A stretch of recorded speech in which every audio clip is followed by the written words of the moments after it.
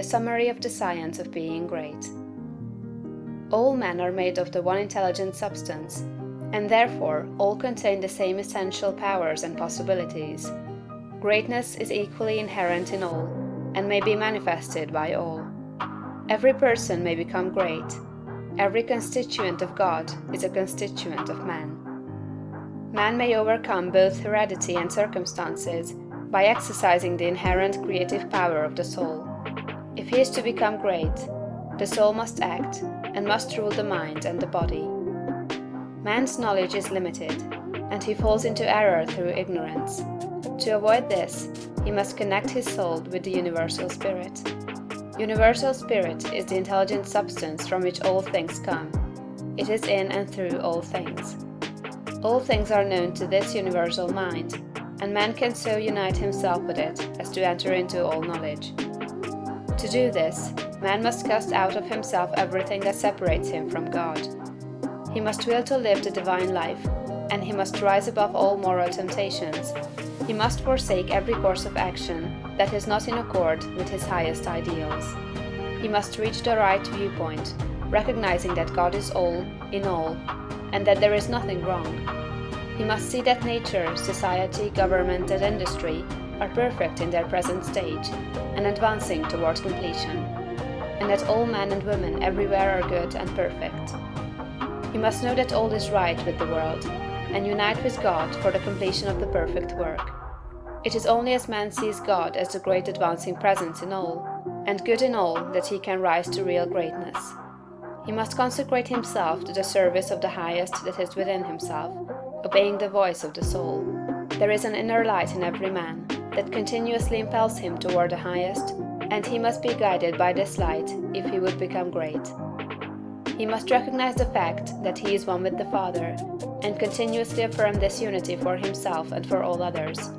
He must know himself to be a God among gods, and act accordingly.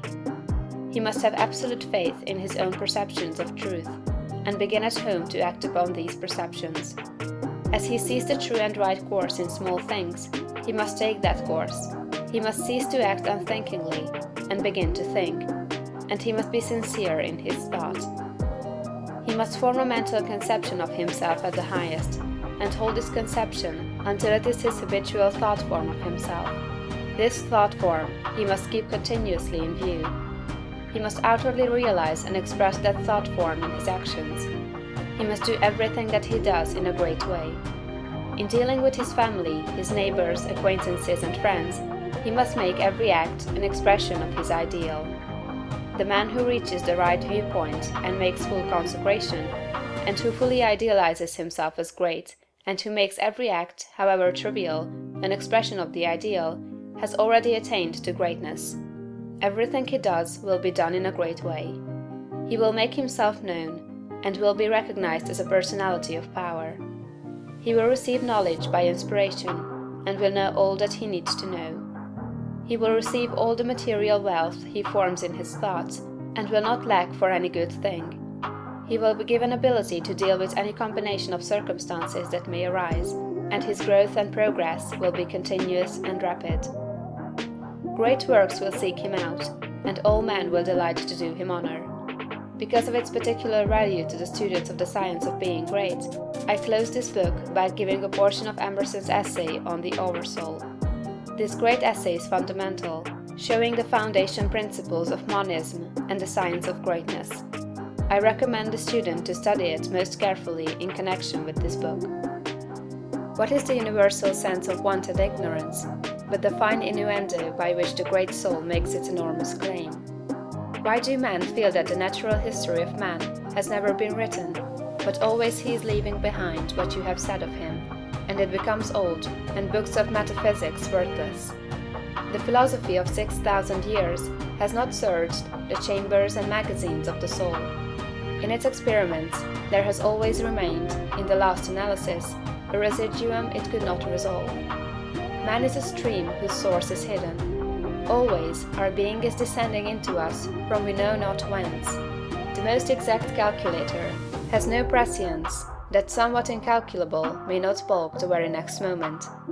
I am constrained at every moment to acknowledge a higher origin for events than the will I call mine. As with events, it is so with thoughts. When I watch that flowing river, which, out of regions I see not, pours for a season its streams into me, I see that I am a pensioner, not a cause, but a surprised spectator of this ethereal water, that I desire and look up, and put myself in the attitude of reception, but from some alien energy the visions come.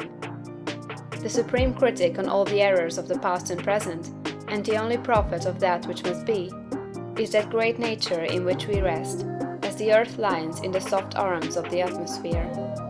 That unity, that oversoul, with which every man's particular being is contained and made one with all other. That common heart, of which all sincere conversation is the worship, to which all right action is submission. That overpowering reality which confutes our tricks and talents, and constrains every one to pass for what he is, and to speak from his character and not from his tongue, and which evermore tends and aims to pass into our thoughts and hand, and become wisdom and virtue and power and beauty. We live in succession, in division, in parts, in particles. Meantime within man is the soul of the whole, the wise silence, the universal beauty, to which every part and particle is equally related, the eternal one. And this deep power in which we exist, and whose beatitude is all accessible to us, is not only self-sufficing and perfect in every hour, but the act of seeing, and the thing seen, the seer and the spectacle, the subject and the object, are one. We see the world piece by piece, as the sun, the moon, the animal, the tree, but the whole, of which these are the shining parts, is the soul.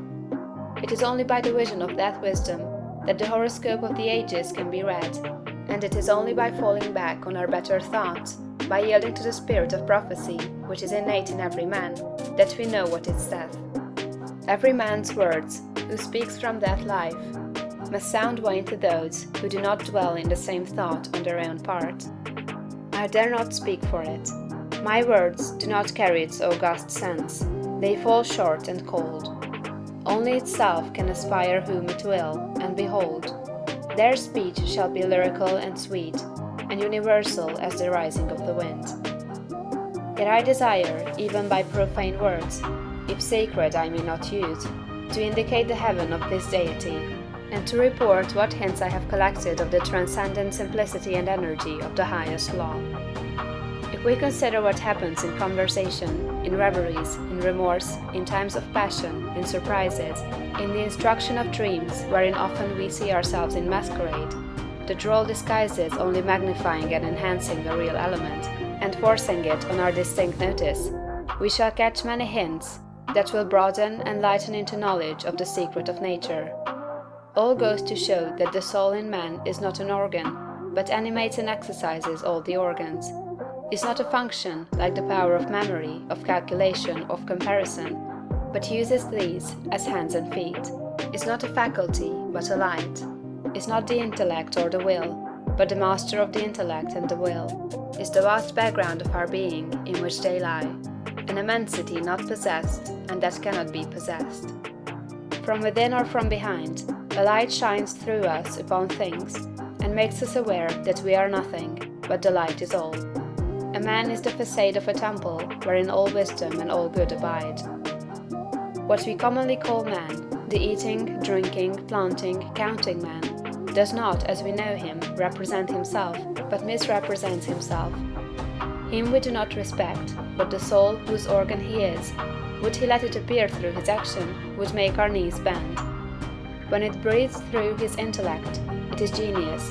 When it flows through his affection, it is love. After its own law, and not by arithmetic, is the rate of its progress to be computed. The soul's advances are not made by gradation, such as can be represented by motion in a straight line, but rather by ascension of state, such as can be represented by metamorphosis, from the egg to the worm, from the worm to the fly. The growths of genius are of a certain total character, that does not advance the elect individual first over John, then Adam, then Richard, and give to each the pain of discovered inferiority, but by every throe of growth, the man expands there where he works, passing at each pulsation classes, populations of men. With each divine impulse, the mind rends the thin rinds of the visible and finite, and comes out into eternity, and inspires and expires its air. This is the law of moral and of mental gain. The simple rise, as by specific levity, not into a particular virtue, but into the region of all the virtues. They are in the spirit that contains them all. The soul is superior to all the particulars of merit. The soul requires purity, but purity is not it. Requires justice, but justice is not that. Requires beneficence, but is somewhat better. So that there is a kind of dissent and accommodation felt when we leave speaking of moral nature, to urge a virtue which it enjoins. For, to the soul in her pure action, all the virtues are natural, and not painfully acquired. Speak to his heart, and the man becomes suddenly virtuous. Within the same sentiment is the germ of intellectual growth, which obeys the same law. Those who are capable of humility, of justice, of love, of aspiration, are already on a platform that commands the sciences and arts, speech and poetry, action and grace. For whoso dwells in this moral beatitude does already anticipate those special powers which men prize so highly. Just as love does justice to all the gifts of the object beloved. The lover has no talent, no skill, which passes for quite nothing with his enamored maiden, however little she may possess of related faculty. And the heart that abandons itself to the Supreme Mind finds itself related to all its works, and will travel a royal road to particular knowledge and powers. For, in ascending to this primary and aboriginal sentiment, we have come from our remote station on the circumference instantaneously to the centre of the world, where, as in the closet of God, we see causes and anticipate the universe, which is but a slow effect. End of chapter 22, and end of The Science of Being Great, by Wallace D. Wattles.